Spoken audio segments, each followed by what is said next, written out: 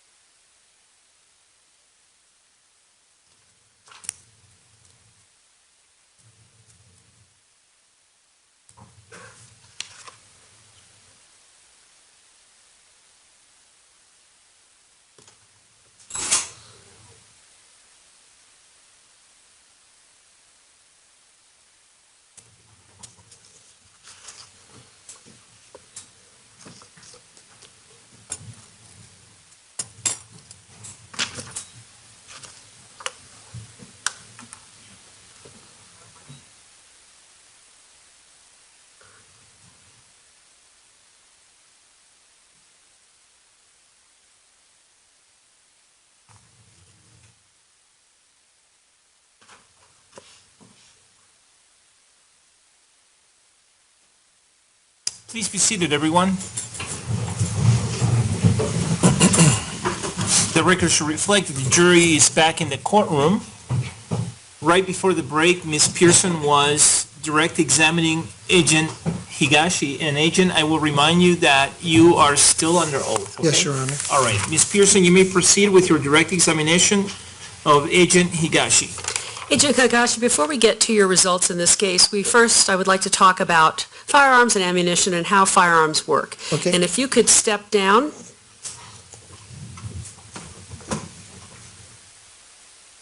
And turn on the mic there. There it is. There you go. Okay. Now, today you've brought with you some firearms that are either like what we recovered in this case or of the same type. Is that correct? That is correct, yes. So let's start with the shotgun first.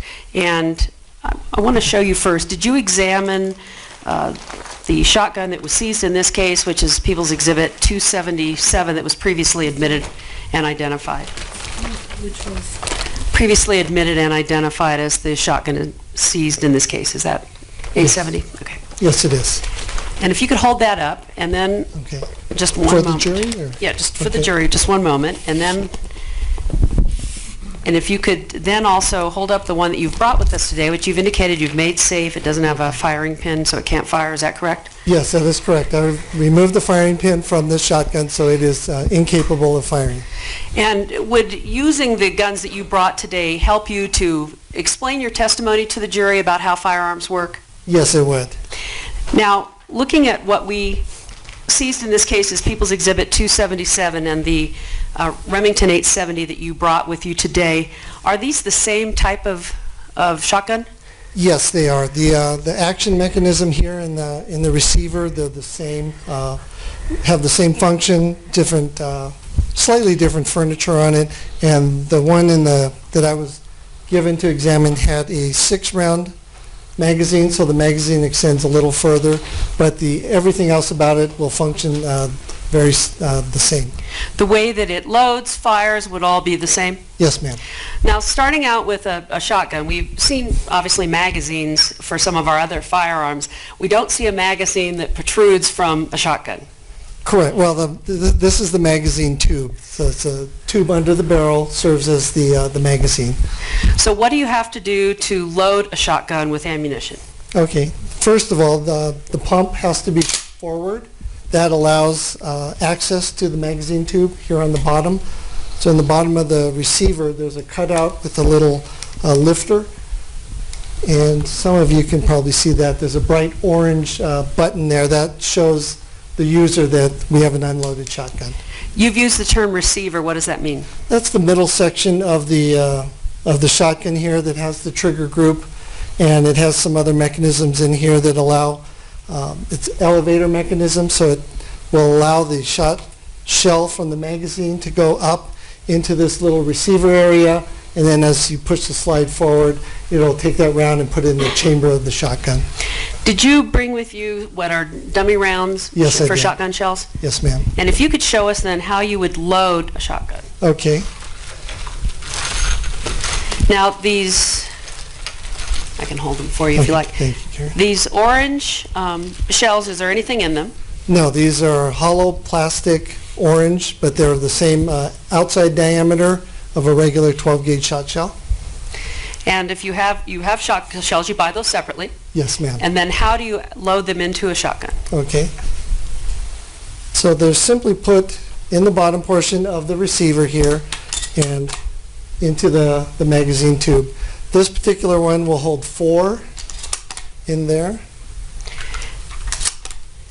How many does Exhibit 277, the shotgun seized in this case, how many shot shells did it hold? That one will hold 6 in the tube here.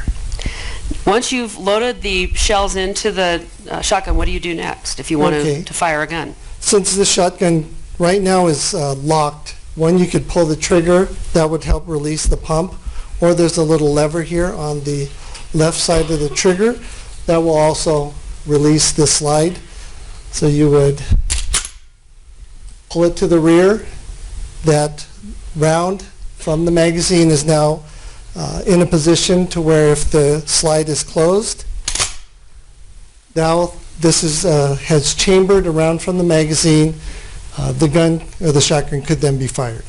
So the word chamber around, what does that mean? That just means taking a round from the magazine tube and placing it in the chamber or the barrel end of the shotgun, and it is now ready to be fired. So you had to load the shells and into the then, magazine tube. and then you had to pull back the Yes. pump? Retract the pump. That allowed it to come into this area here, and then the elevator would then make it pointing into the chamber of the barrel, and then when the slide is pulled forward, would chamber that round. So now a round is chambered. Is this shotgun ready to fire? Yes.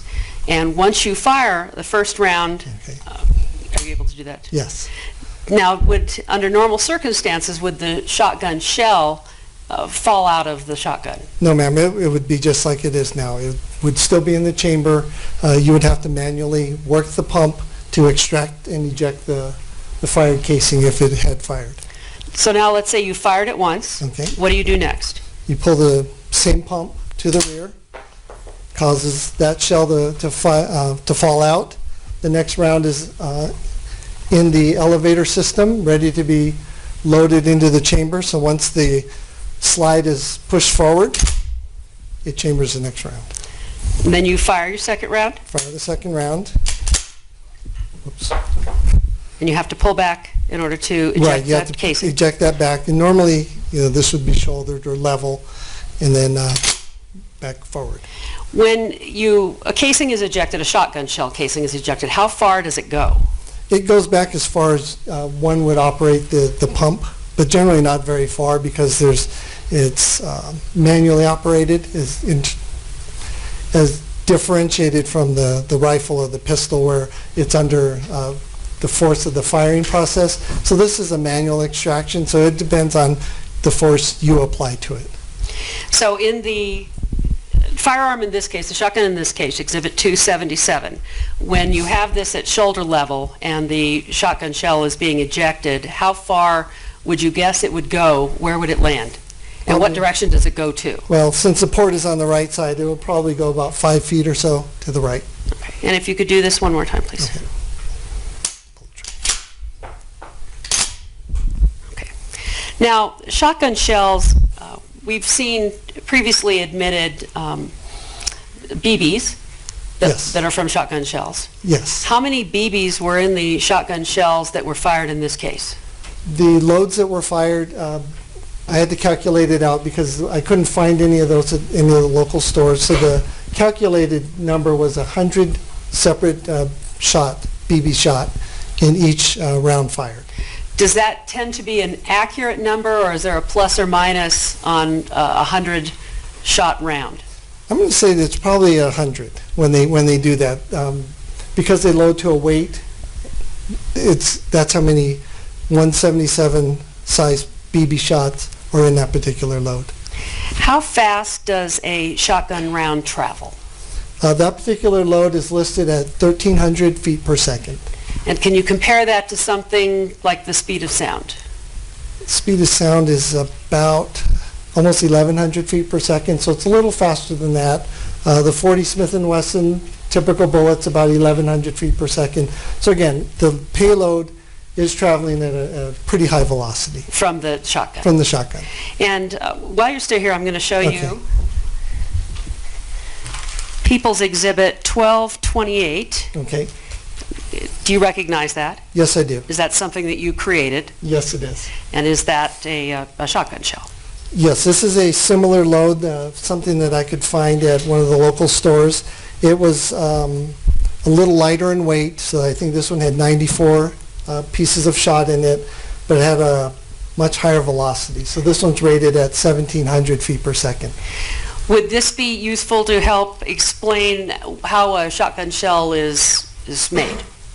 Yeah, it just shows the separate components that go into a shot shell. Not only the powder, but we have a wadding that holds the shot and protects the inside of the barrel. So when the payload is going down the barrel, it's this plastic wad that contains all of the 100 pieces of steel shot. That goes out of the barrel of the shotgun.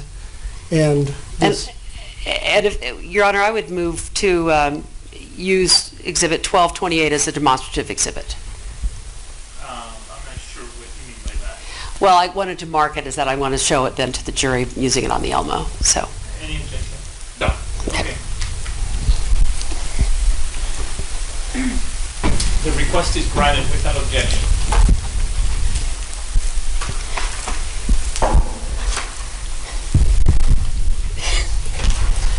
get away. And if you could, and I guess for this moment, maybe I can have you either look at the screen. If we could pull up 1228 on the Elmo and show it.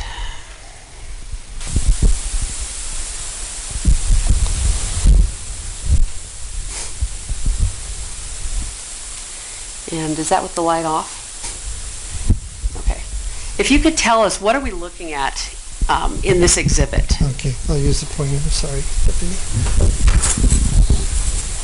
In the exhibit, here's basically a window cutout of how it looks in real life. The wadding is up here, takes up most of the green plastic area.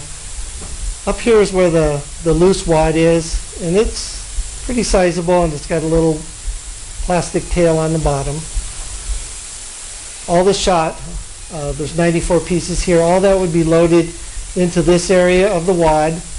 That's the powder payload of what drives the wad and the shot out. So it just helps kind of give you in mind's eye what is going on inside of a shot shell.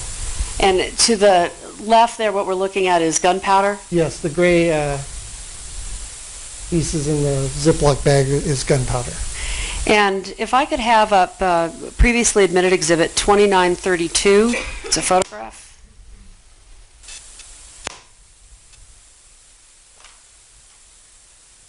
Now, you were talking about shotgun wadding. Is this shotgun wadding? Yes. And is this what we saw in the in that shell? And if you can explain now, looking at this picture, how does the shotgun wadding, how does it work? What does it do? So this is the bottom portion of this. The other one, out of the one in the exhibit, has a little tail, and that might be because it's a higher velocity load. So this one has basically just a flat cup area. This acts as a piston. So when the gunpowder explodes, that will help fill the bore, seal the gases, and help propel the payload down the barrel. You can see some of the imprints of the BB shot when it's going down the barrel of the firearm and under this tremendous pressure.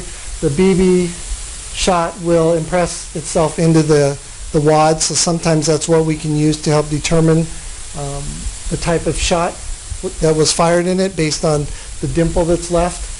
In this case, we happen to have the dimples as well as the fired shot itself.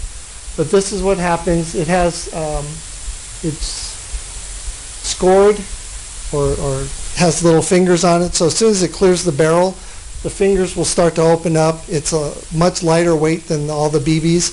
So the BBs have all the momentum. They will go forward. This thing will act kind of like a parachute where it'll open up, the fingers will cause it to stop, and it'll tend to go off target as you get away from, the further away from the shotgun. It deviates from its target because these pedals don't open up perfectly, so they will tend to rotate and deviate off the true flight path of all the pellets. And could we see 2934, please, which is also previously admitted? Does this show one that landed the opposite direction? Yes, this one shows with the base down and how wide the fingers of the pedals have opened up. But again, you can still see the imprint of the payload on the base as well as the sides of the wad. Okay. And did you, in this case, look at People's Exhibit 277, the shotgun, and were you able to determine whether that shotgun was fully functional? Yes, it was a fully functional firearm and was capable of inflicting serious injury or death. Let's next talk about the rifle. Did you bring a rifle today? Yes, I did. And I'm going to put this one on the floor for the moment.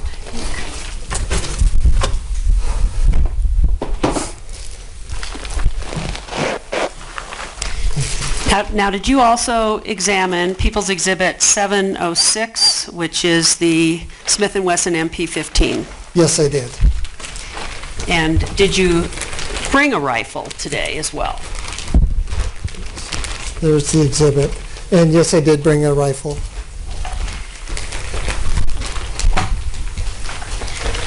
If you could tell us how the rifle that you brought is the same and how it's different, Okay. and would using the rifle help you to illustrate how you load and fire a rifle? Yes, it would.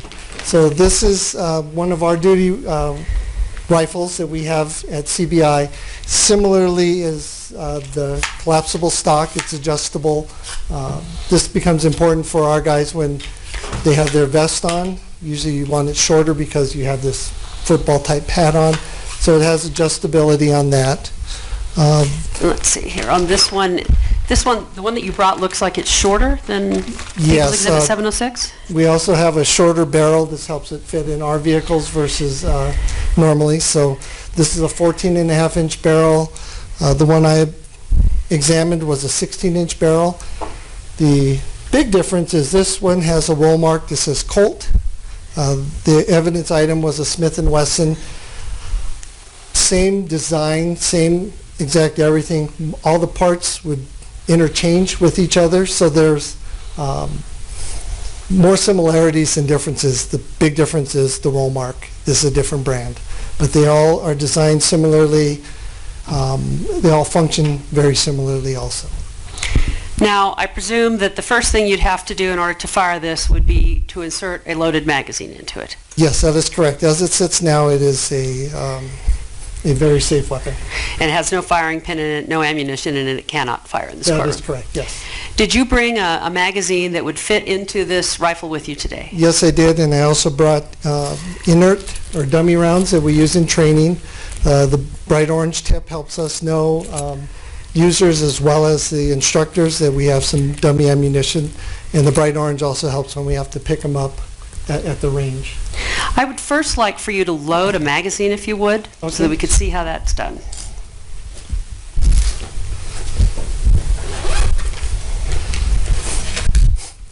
So this magazine is a normal 30-round capacity. It's designed to hold 30 rounds of 223 or 5.56 ammunition.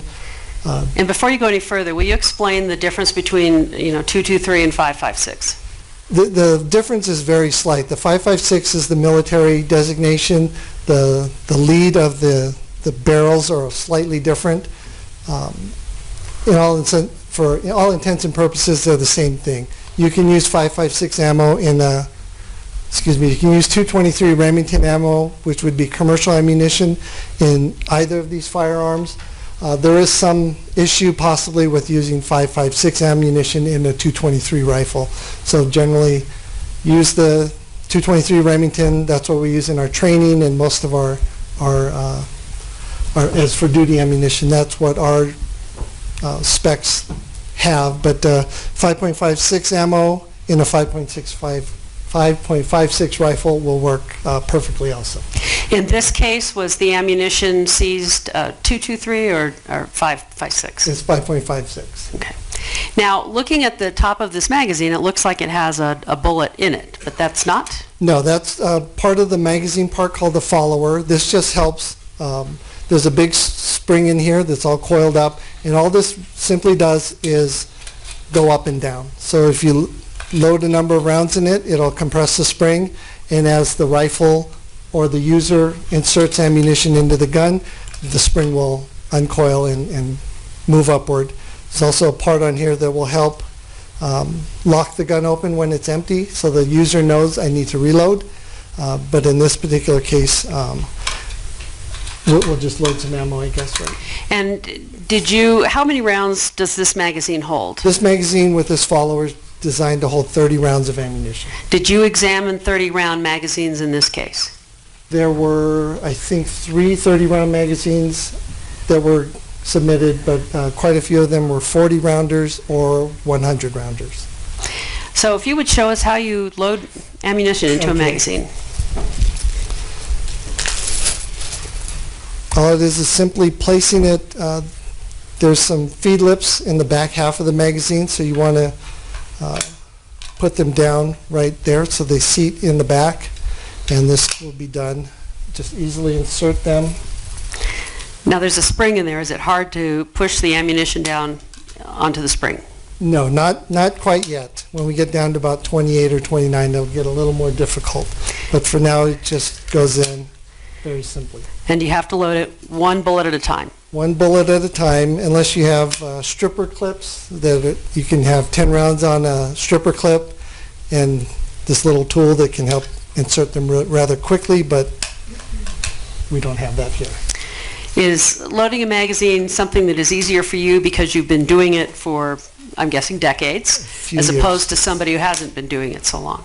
This particular magazine loads rather easily. The pistol magazine's a little more challenging because of you're fighting a spring that compresses a lot quicker.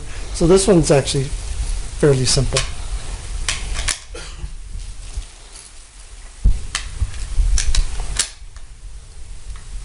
Am I going all the way to capacity? Yes. Okay. We'll speed this up then.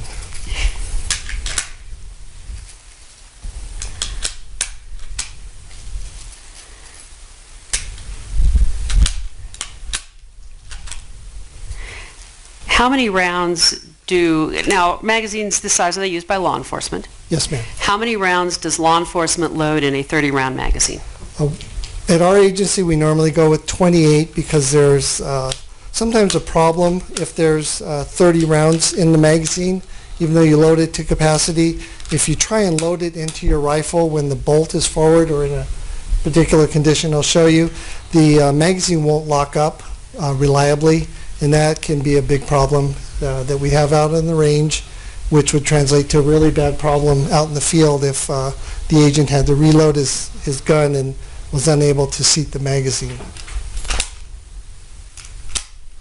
Can you load more than 30 rounds into a 30-round magazine? Not with this particular follower. There's a company that used to be in Colorado, Magpul. They make a follower that you can put into a normal 30-round magazine, and with those you can fit 31 rounds. But just because you can fit 31 doesn't mean you should. I have failed because I wasn't counting. I know I'm getting close because So what it's I best normally to do is count out the push- bullets first. Yes. I think we were at capacity now. So there you go. The 31st round will not fit Okay. in the magazine. So now this magazine has 30 rounds in it, is that correct? Yes, ma'am, that is correct. Okay. So now you've loaded your magazine.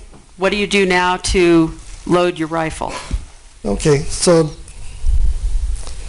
this is intuitive to me, but you have to, bullets are going forward towards the bad people. If you try and do this with the bolt is forward,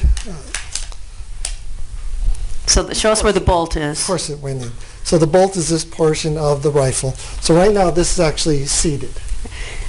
And when you use the word seated, is it seat, S-E-A-T? S-E-A-T. So Seated. when we load our rifles, you insert the magazine, but you also give it a tug, because if it's not fully seated, which sometimes it can be, where it looks like it's seated, you may get the dreaded click and nothing, and then when you go to pull the charging handle back, the magazine usually falls out. So that's a good way to know you're not fully seated. So I'll put it back in.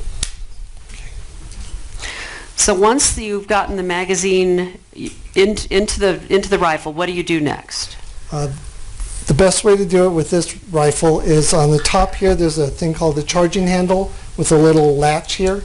So once you grab this, you pull it to the rear. That pulls the bolt carrier to the rear, and then you just let it go. You slingshot it forward. That'll take the top round of ammunition from the magazine, load it into the chamber, and this gun has a safety lever here. Safe is horizontal, vertical for the fire position. And the safety would prevent you from firing if it's on safety rather than fire? Correct. A lot of times if we are trying to engage a target and nothing's happening, the trigger's blocked, then training will kick in and know that we have to push the safety in the on position, or the fire position. So now is this ready to fire? Yes, it is. And if you when it fires around, will it kick out a casing? Yes, this is a semi-automatic design, so the pressure that will push the bullet down the barrel of the firearm, the bullet will exit the barrel. In the front sight base, there's a little hole in the barrel. That's how the gas system operates. So the gas system will come up this tube that runs along the top portion of the rifle here and interact with the bolt carrier group, where it will basically push the bolt to the rear, and on the bolt is what we call an extractor. So it still has the rim of the cartridge case, the brass part, and it'll help pull the cartridge case out of the gun, and the ejector is also on the bolt face. When it comes back to the rear, the ejector will kick the cartridge case out of the firearm, and these cartridge cases go a little further because that's a lot of powder. It's got quite a bit of energy, so this will probably go about 10 feet. So, to the right. so explain what we're looking at here. Where's the actual bullet? Okay, the actual bullet is the orange part. The 5.56, this particular round in this case, was a 62 grain, which is, oh gosh, like the 22 long rifle is about 40 grains.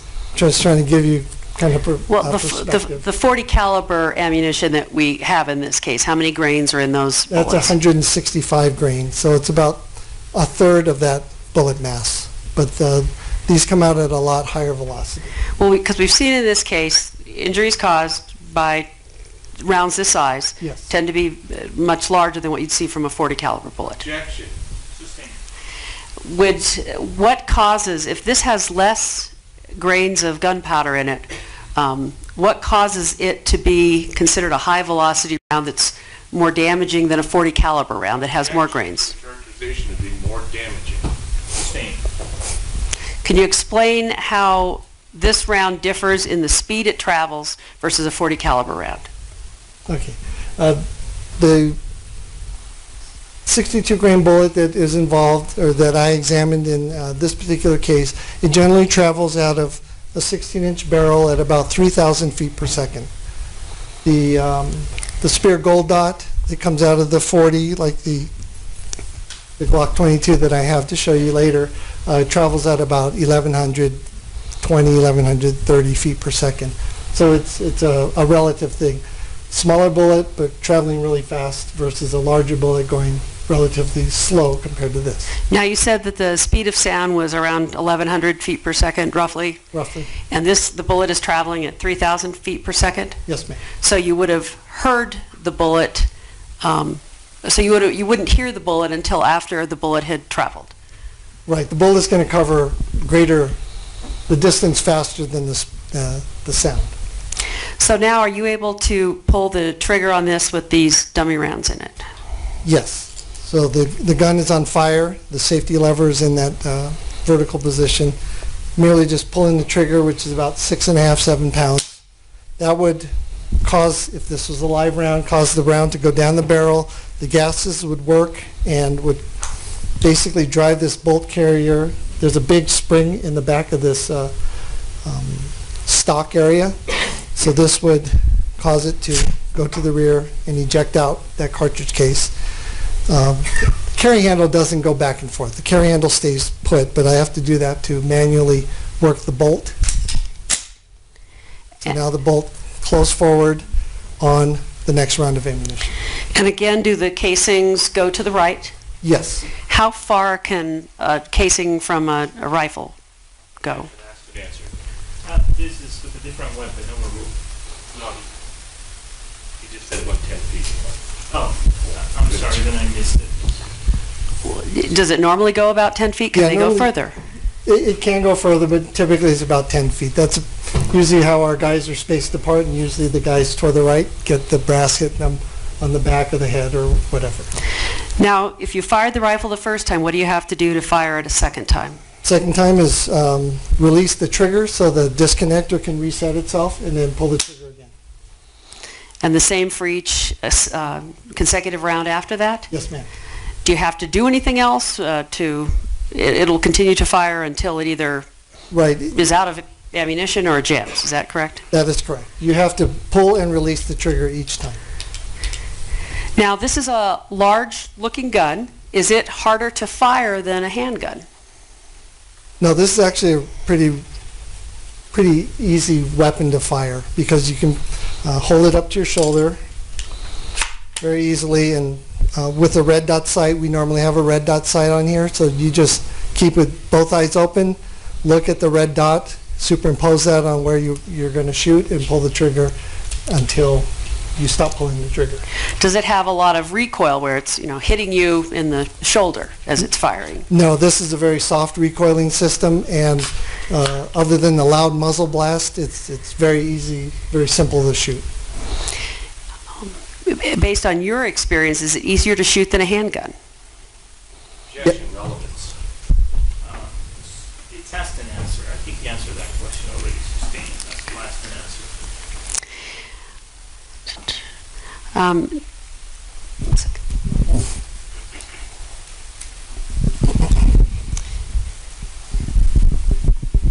Now, when we're talking about the casings going 10 feet, that's not how far the bullets are going. No.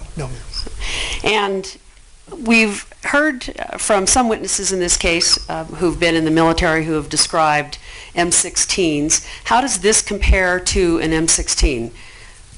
Okay, the M16 is the same. It's like the big brother to this. Same parts, same size, same configuration. Some of the internal parts are different that will allow the ability to turn this lever so the little arrows pointing to the back. That will allow the trigger mechanism to override the disconnector, and it's capable of full automatic fire. So if you pull the trigger to the rear and hold it, as long as you can hang on to this thing, it will fire ammunition until you decide to let go of the trigger or run out of ammunition. Now, is this called an automatic weapon? No, this is a semi-automatic weapon, so one shot per pull of trigger, so you have to pull it and release for each time you fire a round. The M16, you'd be able to hold down to the rear, and usually you try and control that burst because even with this soft, easy-to-shoot firearm, you'll get muzzle rise after about 6 or 7 rounds and probably be off target, so you want to control your burst. What do you mean by muzzle rise? The front end of the gun, no matter how hard you try or how much you lean into it, you really have to battle this in fully automatic to keep it on target. Because with the right, you mean the muzzle goes upwards? Yes, drifts the muzzle will upwards? tend to drift upward and I think to the left. The sound, how would the sound of an M16 compare to the sound of the rifle fired in this case? Oh, they would sound the same. They use the same ammunition. The ammunition in this particular case is military surplus, so it would be the same exact ammunition fired by our troops. It's just that it has the M16 has the ability to rapidly fire multiple rounds versus this one is as fast as you can pull the trigger. Were you able to determine whether People's Exhibit 706, the rifle in this case, is capable of functioning properly? Yes, that People 706 does function properly and is capable of inflicting serious injury or death. Now, did you also examine handguns in this case? Yes, I did. And did you bring a handgun as well? Yes, I did. I'll retrieve that one. So.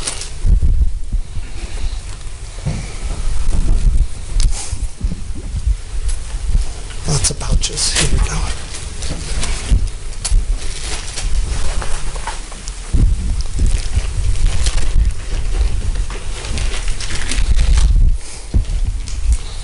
And again, is the handgun that you brought fully safe in this courtroom? Yes, it has a firing pin in it that I broke the tip off of, so it is incapable of firing. And in this case, we had 2 Glock handguns, People's Exhibits 704, which was previously admitted as the handgun found on the top of the defendant's car, Okay. and 705, which was found in the pocket of the car. How do they compare to the handgun that you brought today? Okay, this is a Glock Model 22, so it matches this particular one with the, I think it's a beam shot laser in the front of it. So it's same design. They have different generations. So this one in the box is actually a newer generation, or the latest generation, where it has a different frame texture and some other improvements. But for all intents and purposes, it's still the same Glock semi-automatic 40 Smith & Wesson caliber firearm. So now you said Glock and Smith & Wesson in the same sentence. Aren't those 2 different brands of handguns? Yes, they are 2 different brands, but the round, the 40 caliber round, technically is called the 40 Smith & Wesson. Okay. So this is the Glock that you brought today is the same as this exhibit, the one that was recovered from the top of the defendant's car? Yes, it is. It is what a full-size frame, and typically has a magazine that has 15 rounds of 40 capacity. Did you bring a magazine? There was one in this when I brought it. I don't know where it's at now. But I also have a 22-round magazine. And in this case, did you look at some 22-round magazines Yes, I did. that were seized in this case? Yes, I did. And is this the kind of magazine that you examined from this case? Yes. If you could show us how you load one of these magazines. Okay. I'll have to.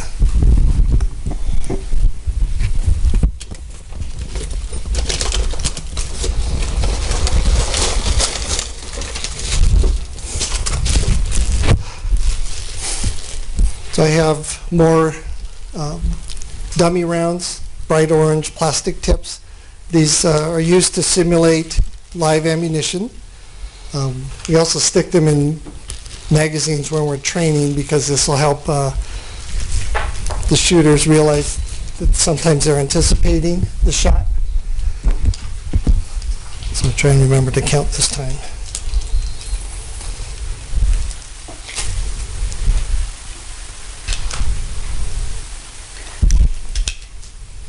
These also have witness windows on the back, so it'll let you know how you're doing. They don't have to count. Now, you said that the spring loading these is harder than it is on the magazine for the assault rifle?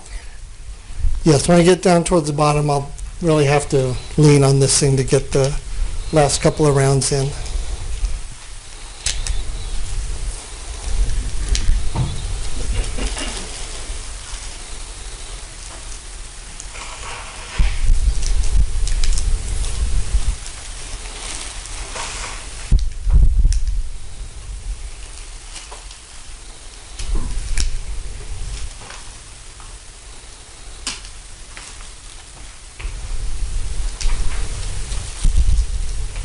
Getting there.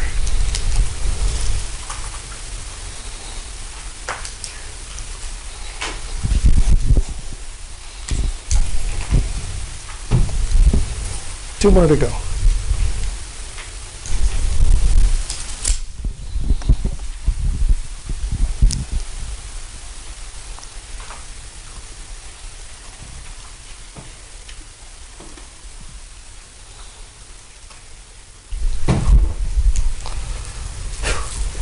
That's 22. So it's hard to get the last couple rounds in. A little harder than I thought.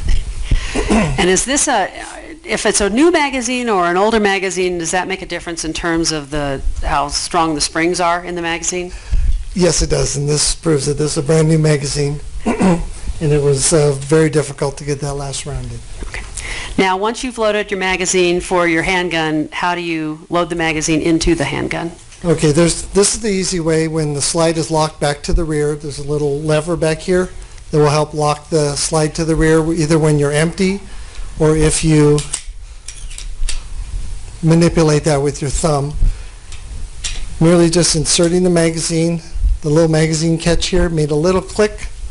Then there's two ways to do it. You can use this as a release. That'll let the slide go forward, or you can pull it back here like this and do like a slingshot and let it go in. Either way, the round gets in the chamber, and it's best to do that versus riding the slide home because sometimes things don't chamber correctly, so if the gun's back a little bit like that, it won't work. And when you talked about riding the slide home, you meant hanging on to it the whole time it was coming back forward? Yes, sometimes people like to keep their hands on the serrated slide and they let it go back and let it go forward. So now, do you have a round in the chamber? Yes, so now there would be a round in the chamber. The magazine now has 21 rounds in it, and that would mean 22 pulls of the trigger would empty this gun, and the gun would lock back, or anywhere in between, stop pulling the trigger. And you would be able to fire the first round, if you can do that for us. Okay. And then the slide would go to the rear. That would go shooting out. The casing would shoot out and the bullet would go forward. Correct. The bullet would go forward, the casing would shoot out to the right, and then you'd have to release the trigger and then pull it again. And you'd be able to continue to fire. Yes. Okay. Thank you. I think you can actually, and I was going to ask you too, how fast do the 40 caliber rounds, maybe you already said this, how fast do the 40 caliber rounds travel? The load that was used was about 1150 maybe feet per second. A little less than the speed of sound, but pretty close? Probably right about there. Okay. You can go ahead and take a seat again. Okay. I'll just leave this.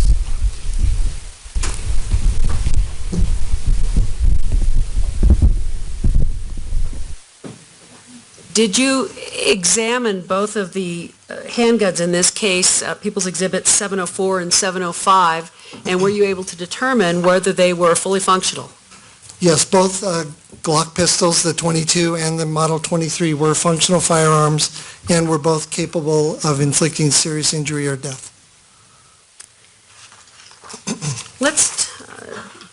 Once you had examined the firearms and test fired them, what did you examine next in this case? First, I would examine the fired shot shells and the fired cartridge cases that were given to me. I'm going to hand you 6 previously admitted shotgun shells.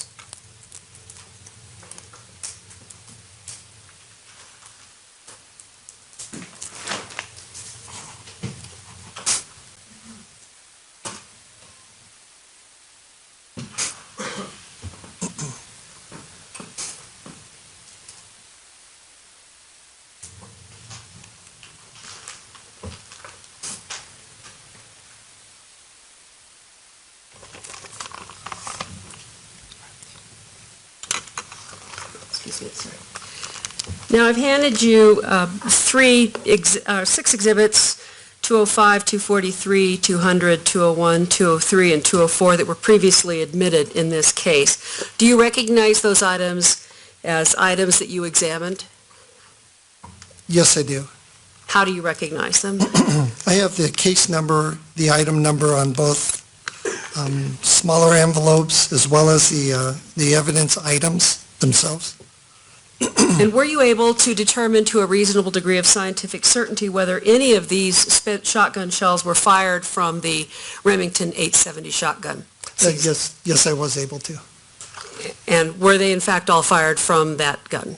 Yes, I was able to determine that the 6 fired 12-gauge shot shells were all fired in the 870 that I was examining. And I believe you previously said, were all of these shot shells, did they all have the same number of BBs in them? Yes, they're all labeled on the side of what the manufacturer as well as the what was contained within, and they're all marked the same, high velocity, 1,300, indicating the feet per second of the payload, and the weight of the payload, and the fact that they were all steel-sized BBs. How did you make the determination that these shotgun shells were fired from the shotgun that was seized? Judge, may we approach? Yes.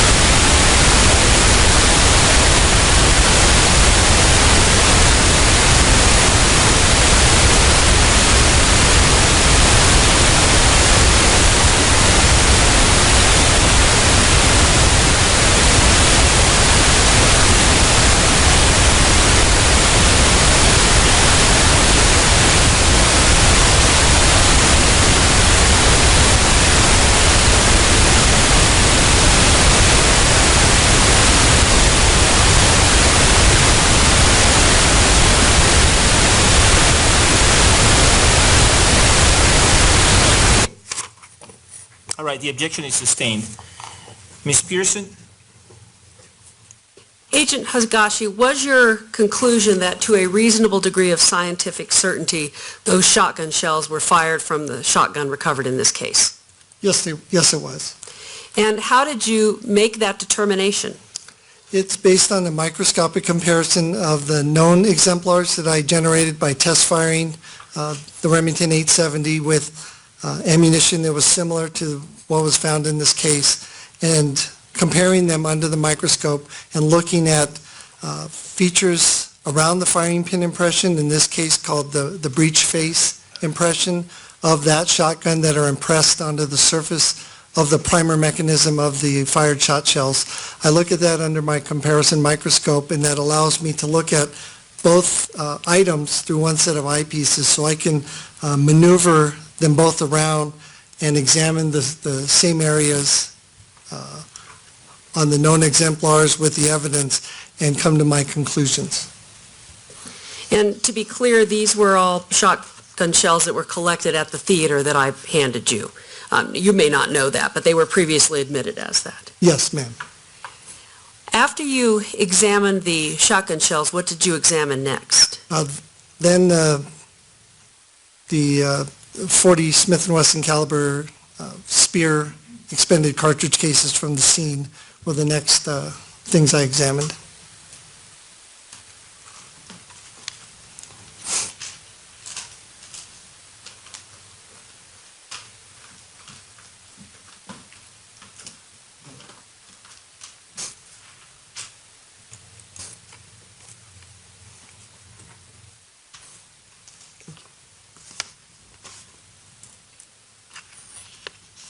I've handed you 5 spent 40 caliber casings that were recovered in the theater in July of 2012, and they've previously been admitted.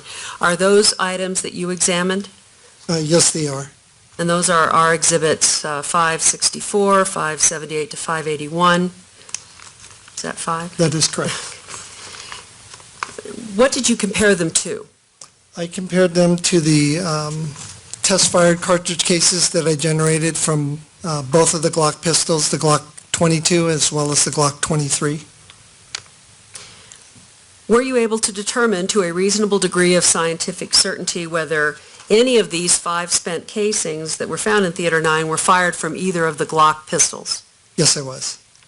And which pistol did you determine that to a reasonable degree of scientific certainty they were fired from? I was able to determine based on my microscopic comparisons that these 5 casings were all fired in the Glock 22 model pistol. And the Glock 22, that was the one that had the sight on it? With the laser on it, correct. So that was previously admitted in this case as having been seized from the top of the defendant's car. Judge, I'm just going to object to the continuing testimony by counsel about where items were recovered. That's up to the jury to decide based on the previous testimony. Sustained. What did you examine next? Next in line would be the, I believe it was 66 fired 5.56 caliber cartridge cases.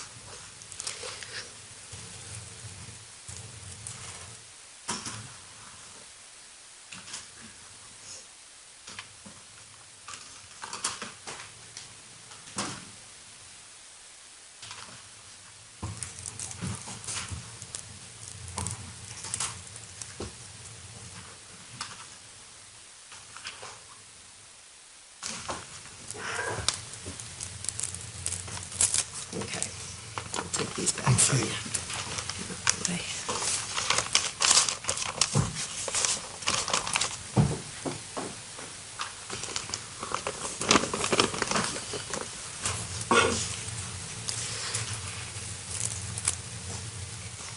And I've handed you the spent cartridge casings, I think 66 of them. I believe so. Are these all spent casings that you examined? Yes, they all appear to be the ones that I examined in this particular case. Were you able to determine to a reasonable degree of scientific certainty whether any of these spent casings were fired from the Smith & Wesson MP-15 rifle? Yes, I was able to. And of the 66 that I gave you, were you able to determine to a reasonable degree of scientific certainty that all 66 of them were fired from the rifle? No, 65 of them I was able to identify as being fired in the M&P, the Smith & Wesson rifle. One of them did not retain the marks that I was using for my identification, meaning the firing pin impression that was evident on my test fires that I made from the rifle. On 65 of them, it was in sufficient quality and quantity for me to make an identification. On one of them, I was unable to identify it based on the firing pin impression. And I believe that the one you were unable to identify is Exhibit 464. Is it at the very end of that group?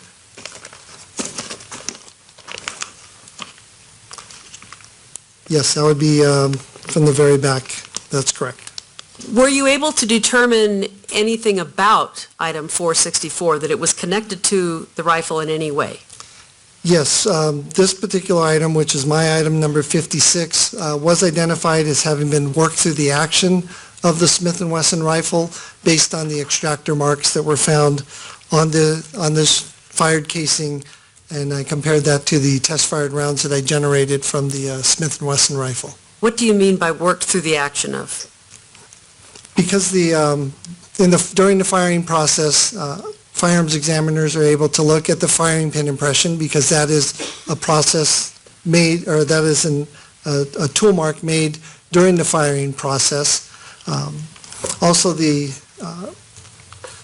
sometimes we use the breech face impression, so just like with the shot shells, the breech of the rifle sometimes yields good enough marks to identify it as being made during the firing process.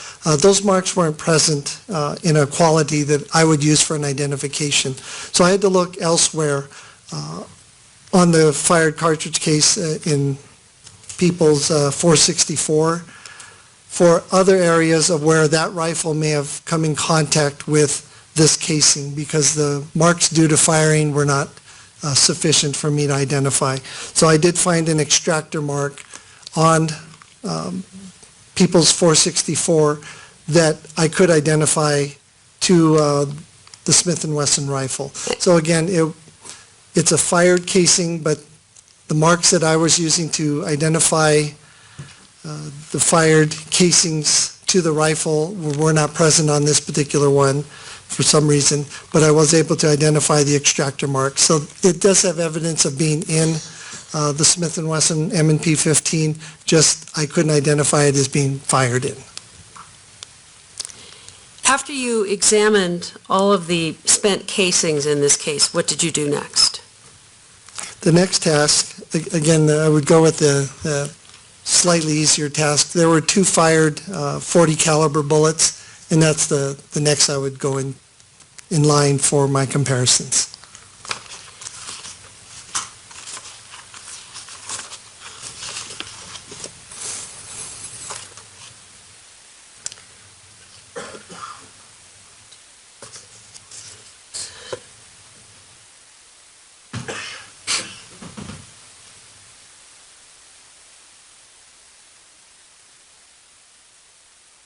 I think I'm going to go to those later, Okay. if that's okay with you. It's quite all right. Did you examine the live rounds that were found in the theater? Yes, I did. And I'm going to hand you some additional exhibits.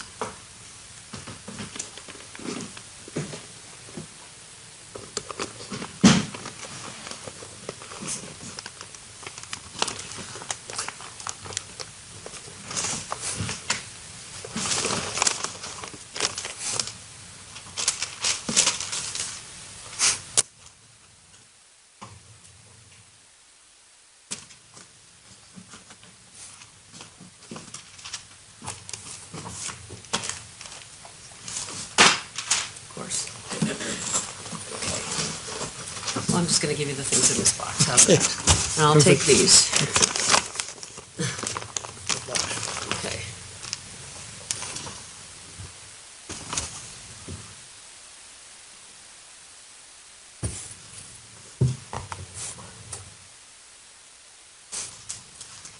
Now, the items in this box, these are going to be the live rounds. Okay. So I'll just keep them on. Okay.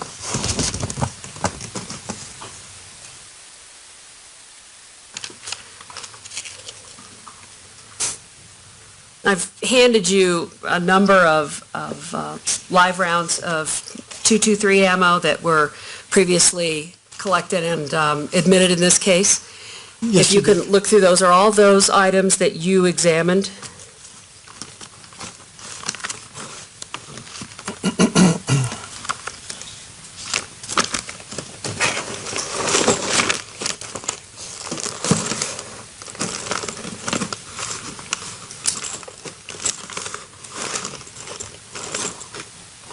Yes, they all appear to be examined live rounds of ammunition that I received.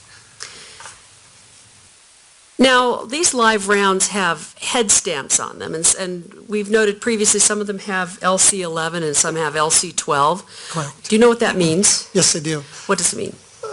The military rounds are marked with where they're made and the date, typically, is to differentiate them from commercial rounds, which would have like federal and the caliber designation. Since this is military rounds, they're marked much simpler. So this, the LC denotes Lake City. That's the armorer or armory that made these particular rounds, and then the date, August 11 or 2012. Those are stamped on the bottom, and I believe there's also a NATO head stamp on that, so it would denote, again, a military round. When you refer to a military round, what do you mean? Again, these are made for the military, and the first run ammunition would probably go out directly to our troops, where a surplus round may hit the civilian market because specifications may not be right, or they just may be in excess, so they get released to be sold to the general public. The rounds that we have in this case have green tips. Yes, they do. Does the green tip mean something? Yes, for the military round, this would denote it's a M855 round, meaning it's a 62 grain 5.56 round. It's got a little steel penetrator in it that would help when this round is fired at a greater range to help penetrate like a Kevlar helmet or something that our troops might face in the battlefield. So it's an enhanced round versus the old stuff that they used to use that was just a copper jacket with a lead core. So this has a little steel penetrator, a little heavier grain weight to help it sustain some energy down 300, 400, 500 yards downrange. When you were examining live ammunition, did you find any bullets that showed evidence of feeding malfunctions? Yes, I did. I did find 3 rounds that were not normal. It looked like there was some damage caused to the sides of them based on just a eyeball exam, and that indicated to me that there was some sort of feeding issues with those particular rounds where they would not go from whatever magazine they were in properly into the chamber of the M&P rifle. And did I hand you the three bullets that you found that showed evidence of feeding malfunctions? Yes, you did. And those are all items you examined as well? Yes, ma'am. And I'm going to give these to Ms. Huntsman to show on the Elmo, so we can...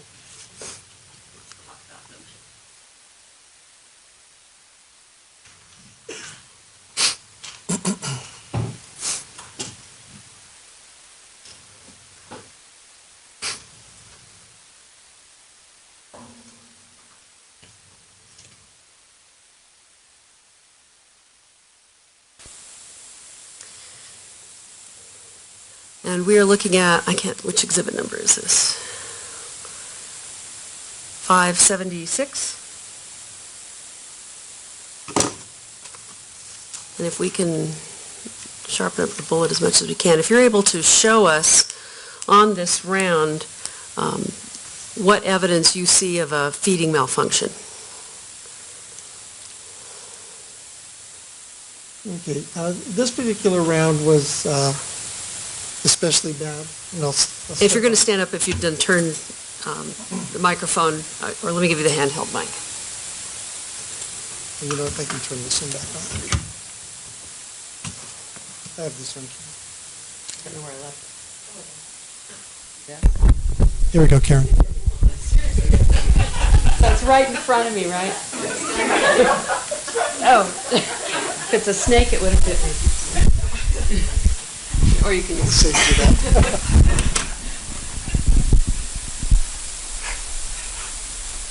Okay, this particular round had obvious damage that the bullet has been pushed back into the cartridge case here, and on one of the sides it actually has a flattened area, a gouge. So that to me indicates, one, to push a bullet back like that, one of two things. Either it tried to get chambered into the chamber of the rifle when there's already a round in it that would cause the bullet to get pushed back so severely, or if it didn't go up the feed ramps properly and maybe engaged one of the parts of the barrel extension that help that thing lock up properly. If the round is misfed and slingshotted in, or even under normal fire, the bolt is coming forward pretty quickly. So that could also cause that bullet to be pushed back if it hit one of the parts of the barrel extension, or basically a part it wasn't supposed to hit. It's supposed to go directly up one of the feed ramps into the chamber. It helps because back here, this is about a little more than a third of an inch. The bullet diameter is .22, so it's going to naturally feed in fairly simply, except when you have a problem with the feeding process, whether it's a magazine. Usually it's a magazine-induced problem. So this round either engaged part of the barrel that it wasn't supposed to, or there was already a round in the chamber and it can't occupy that space. So that could cause the bullet to get pushed back in the casing. So again, if it's a double feed where this is behind a round that's already in the chamber, the bolt mechanism is going to be severely back. Obviously won't be able to fire, and that has to be cleared out. That malfunction would have to be cleared out probably by removing the magazine to get not only this round out, but also the round out that's in the chamber. So it would take a lot of effort on the part of the operator to get that magazine out, the bolt lock to the rear, clear the rounds that haven't fed properly, and then insert a new magazine to get it in a firing position. And if we could see the other two.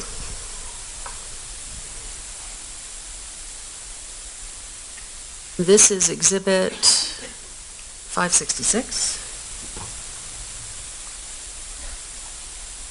Okay, this one is my item 75, as you can see from the number there. This one too had damage to one of the shoulders, again indicating it had a problem going up the feed ramps, and I show you on the rifle, but there's two feed ramps on either side, just like the magazine staggered. So that's designed to go up these ramps and in properly. This one obviously had some problems on the shoulder area where it may have been tried to be manually fed into the chamber, and again, it didn't quite make it, so it was on the ground. So that is indication of a problem. And the third one, please.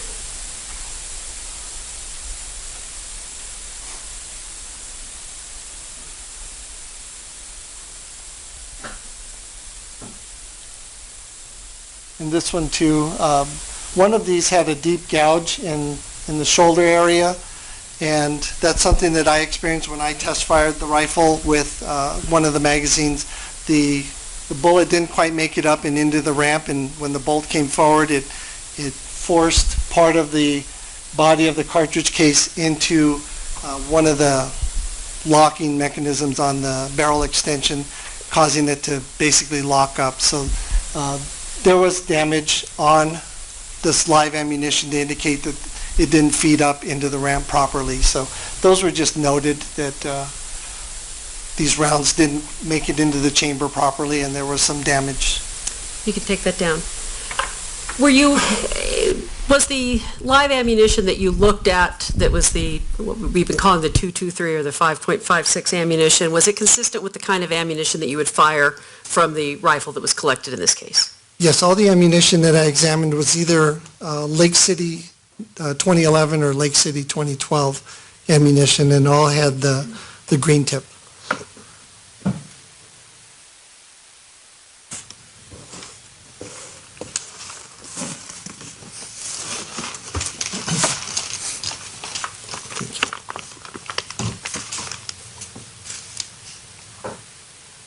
Did you look at live ammunition that was .40 caliber as well? Yes, I did. And in addition to what I've handed you, I think we have more in magazines.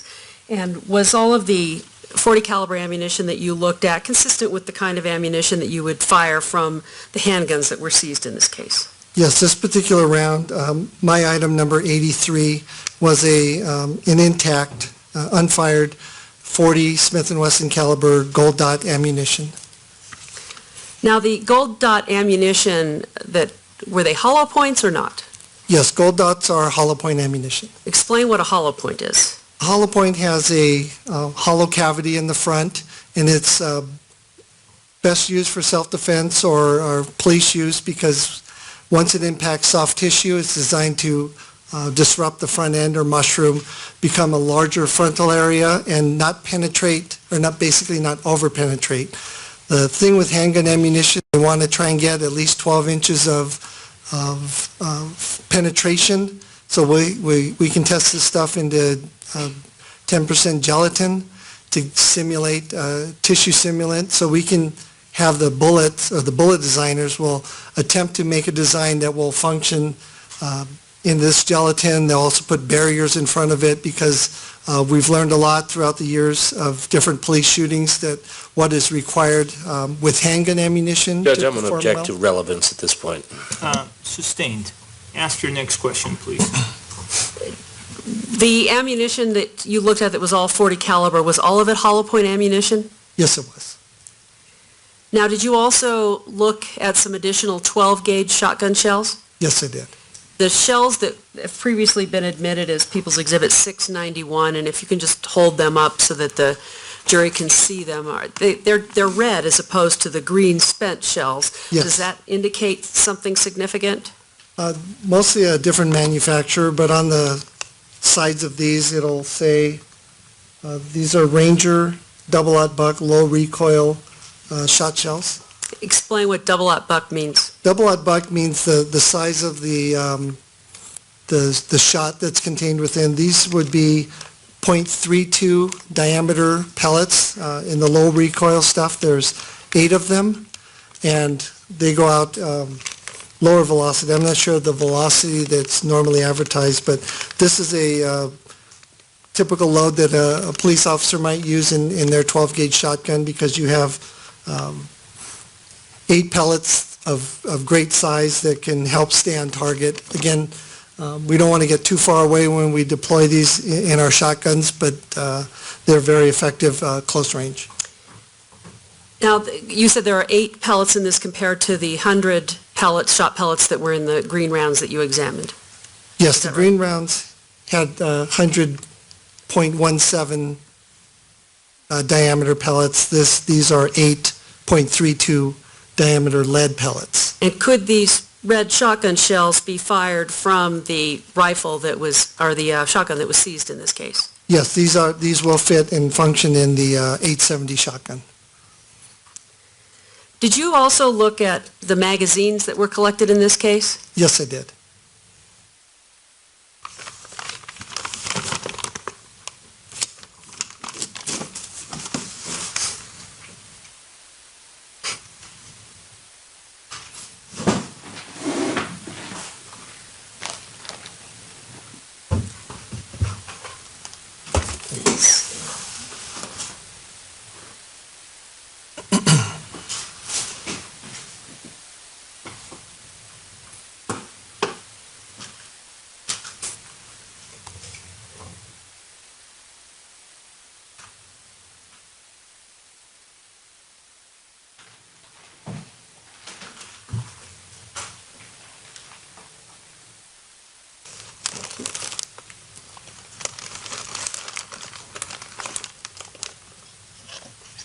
I've handed you a number of magazines that have been previously admitted in this case.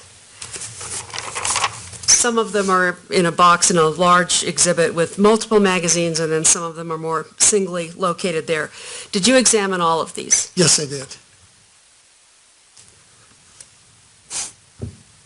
Were these all magazines that are consistent with the kinds of magazines that you would use with the rifle in this case? Yes, with the rifle, and I believe I had some pistol, the 22-round pistol magazines also. First, looking at and I think I've just handed you the 223 magazines. Okay. I think that's right. if you can take a look at those, and were you able to determine if all of these were functional or if any of them had any kind of malfunctions? Most of there were, I believe, 4 steel magazines that were supposed to hold 40 rounds. Most of those did have some sort of malfunction with me.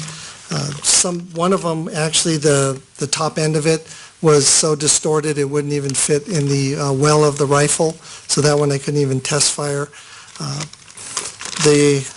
The magazine lips on some of these, the steel ones I'm talking about, were deformed. And I'll take one and I'll put it one Okay. that has some damage over on the Elmo.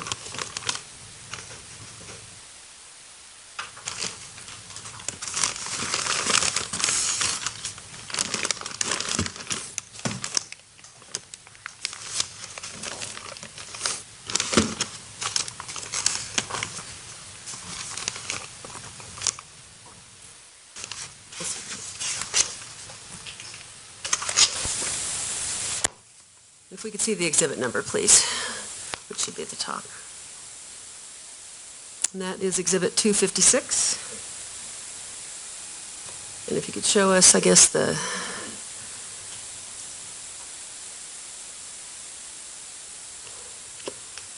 top of the magazine, or, on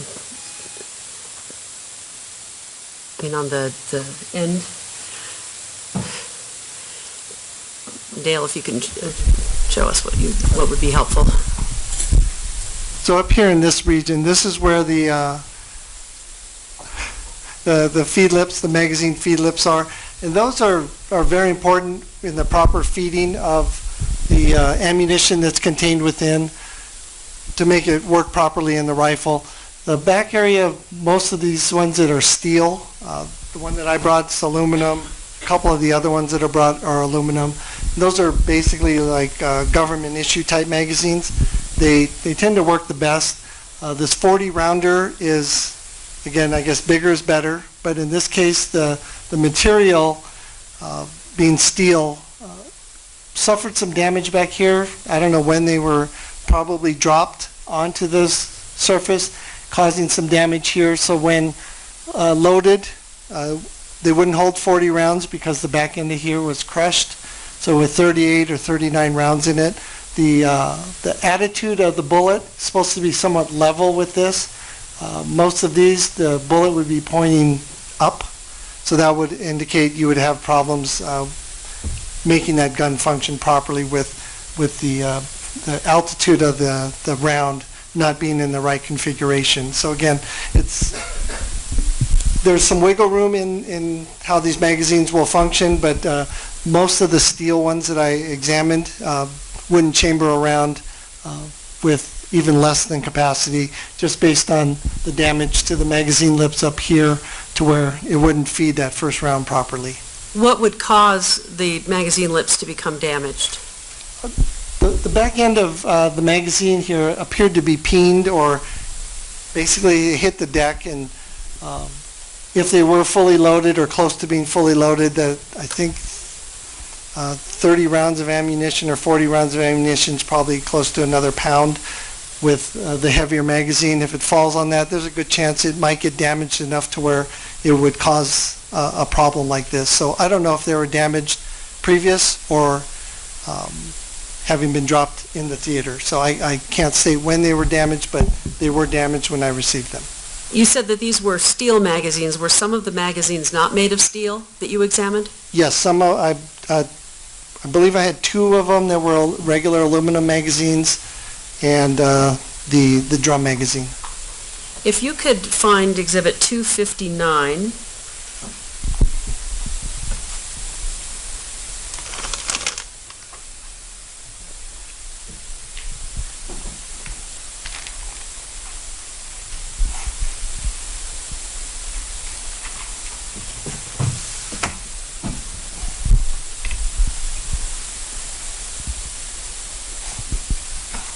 And Ms. Pearson, when you get to a good stopping point, let me know. Okay.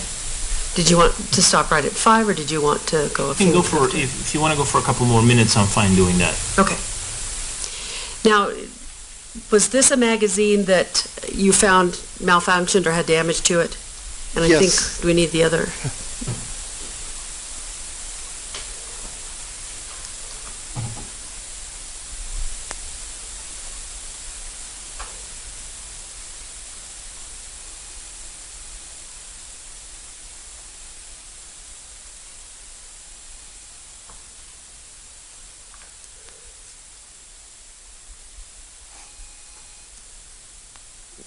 Are you able to tell from that angle what the issue was with this magazine? Yes, with this particular magazine, this was my item number 228. This one had severe damage up here in the magazine lips area to where it wouldn't even fit in the well. So the damage this one sustained was basically made it unusable. Was this also a steel magazine? Yes, it was. And you should have there Exhibit 265, the drum magazine. Yes, there's the drum. Now, did that operate the way it was supposed to when you tested it? Well, it worked how I expected it to. I used it to test fire the firearm in the laboratory, so I was able to get 2 rounds, enough for the function test and getting the rounds for my exemplar collection. But I did take this out to the range, loaded up with 100 rounds, and at round 39, I experienced a malfunction where the round started to go up the feed ramp, but the bolt came forward on it. So these are prone to have feeding problems, and that's what I experienced when I test fired it with loaded to full capacity. How do you clear a jam from a drum magazine if that's what you're using? With this particular one, I had to remove the magazine from the rifle, take the round that was pinned up against the barrel extension and the bolt, remove that from the mechanism, and then reinsert the magazine and let the bolt go forward. And then I was able to fire the rest of the rounds normally. Is the kind of malfunction that you experienced with the drum magazine something that in your experience is common in a magazine of this kind? Objection asked and answered. Overruled. Yes, it is. Because it's a much more complicated system than just the normal follower with the spring pushing it up. It's got dual springs on each side. It's kind of like a on-ramp in Los Angeles County where 2 people are trying to go occupy the same space. Well, you can't have that with the feeding problems. Sometimes the rounds will get stuck in this middle area here and not go up to where they're supposed to be. So, How does this magazine work? I mean, it's round, so obviously the bullets aren't coming straight up, but how do they feed? okay, there's 50 or And I don't know if the jury, if you can put it on the front of the okay. table perhaps. It's a 100-round capacity. There's a bunch of chain-linked dummy rounds that help push the ammunition from each of the drums into this collection point. So the drum winds up, holds probably close to 50 rounds on each side for the 100-round capacity. You push them down just like I loaded the other one. It's just that they have to, one side has to go, then the other side has to go, and they have to play nice. And typically they don't play nice, where a round somewhere in this may get jammed up, and then you'll have a void where one side may feed and the other side won't. So there's just it's just too complicated to work reliably. And you indicated you also examined some .40 caliber magazines? Yes, I did.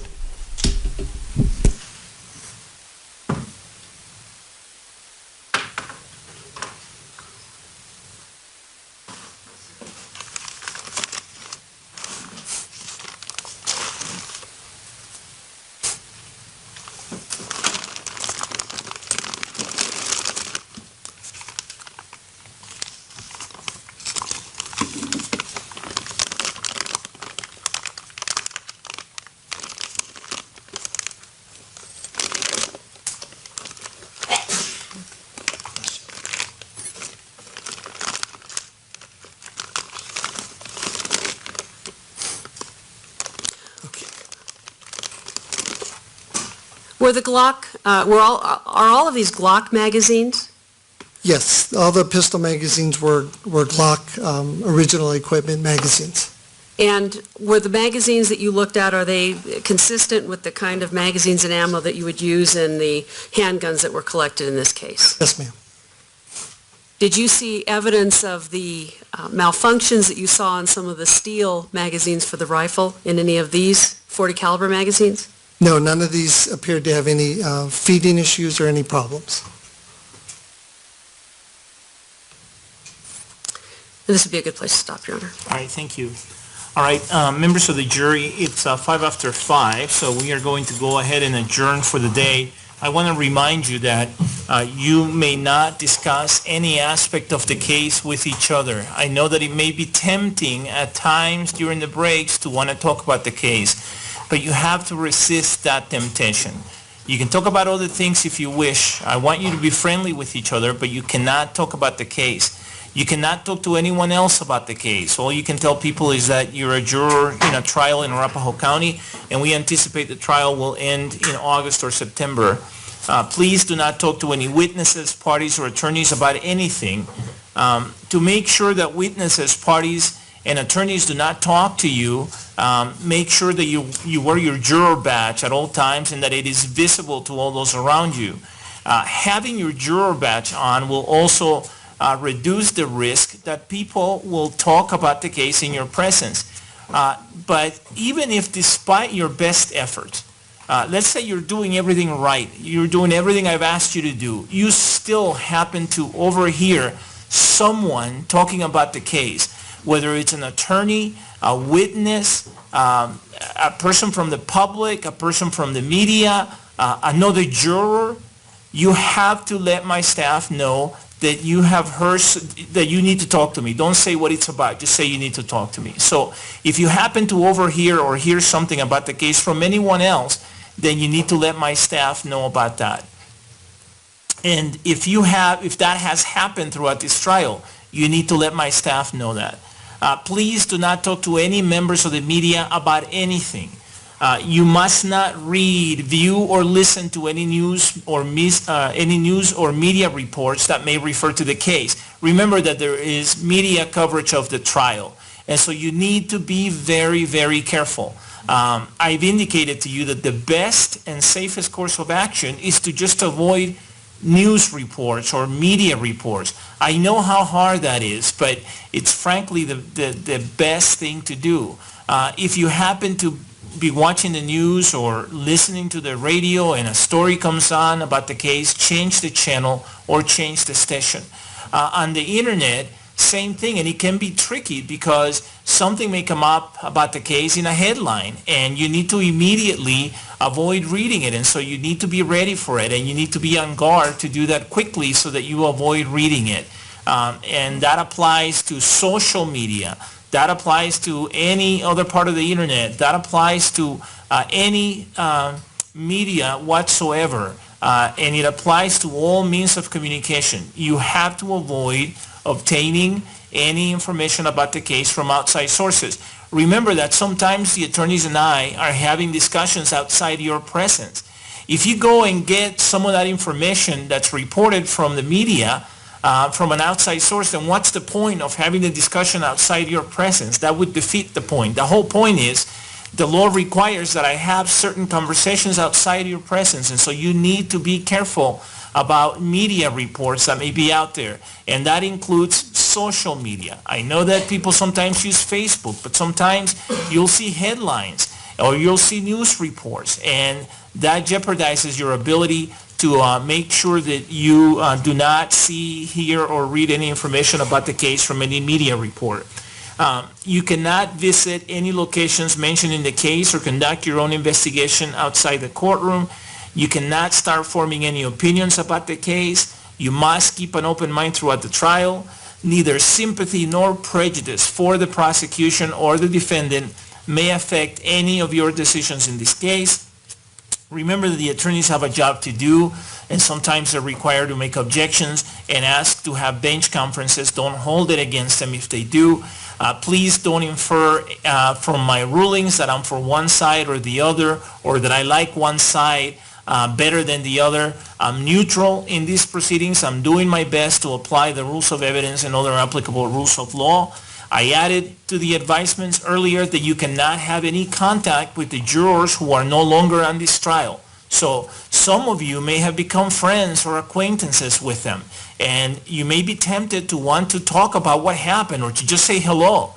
You need to avoid that. It is an advisement now that I'm giving you, an admonishment that you have to follow, that you cannot have any contact with any of those jurors, but through any means, whether in person, email, phone, social media, text, any means whatsoever, no contact whatsoever, whether it's about this case or something else. You cannot have any contact until these proceedings are over. Does everybody understand all the advisements? Yes. All right, and everybody's saying yes. Listen, I know what I'm asking you is not easy, but we didn't just grab the first folks that we found. We took our time selecting a jury because we knew that this would be difficult, and we knew that we would be asking a lot. And as you know, we started this process months and months ago.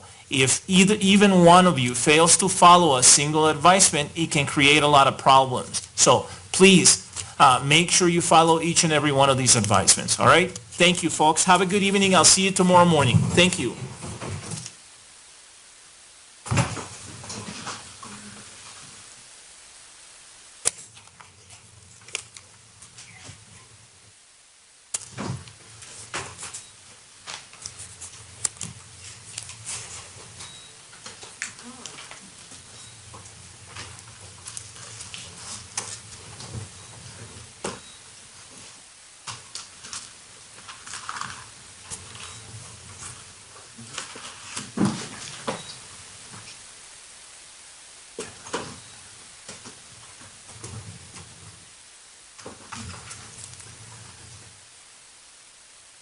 Please be seated, everyone.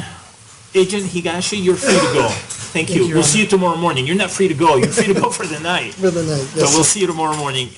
Your subpoena is continued until tomorrow, okay? All right. I just want to follow up on the last bench conference that we had with Ms. Pearson and Mr. King.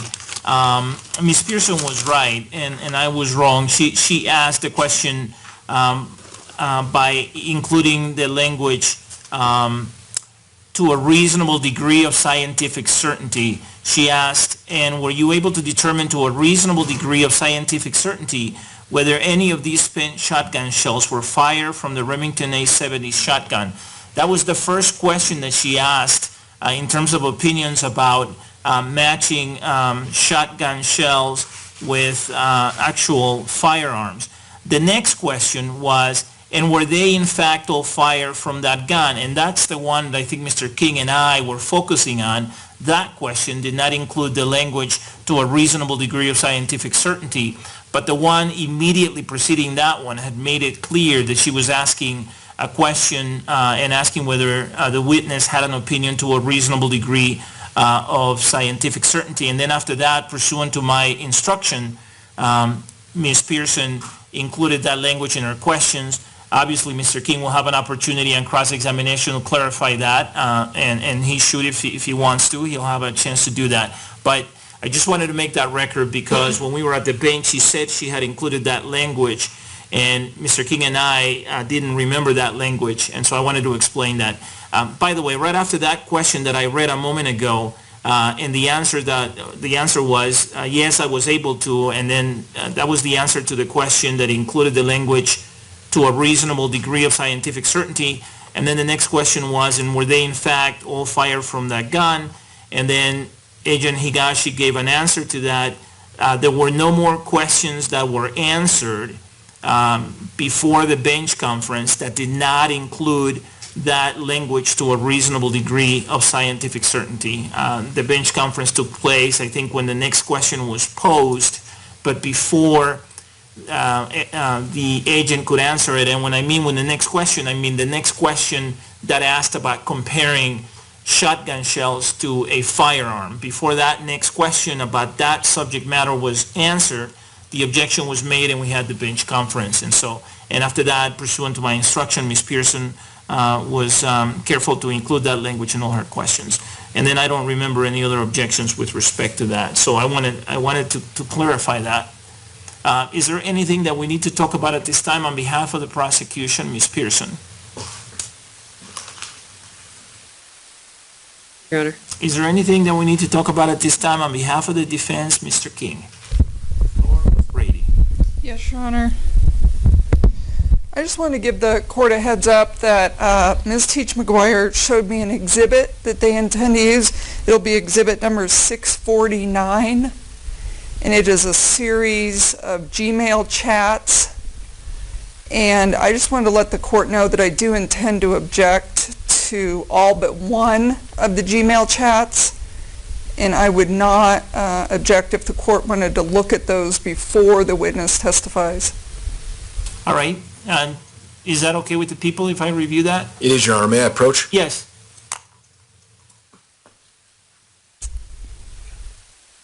Thank you. And this is Exhibit P-TR-649? Yes, sir. And these are Gmail chats between who? James, Yeah, go ahead, I'm sorry. oh, that's right. James Holmes and Gargi Data. Okay. And the basis of the objection? I'm going to object to all of them except for the last one, Your Honor. The last one is dated March 25th of 2012. The court's heard testimony about the chat where they discuss human capital, so I understand the relevance of that chat. The others I will object under Rules 401, 403, and 802.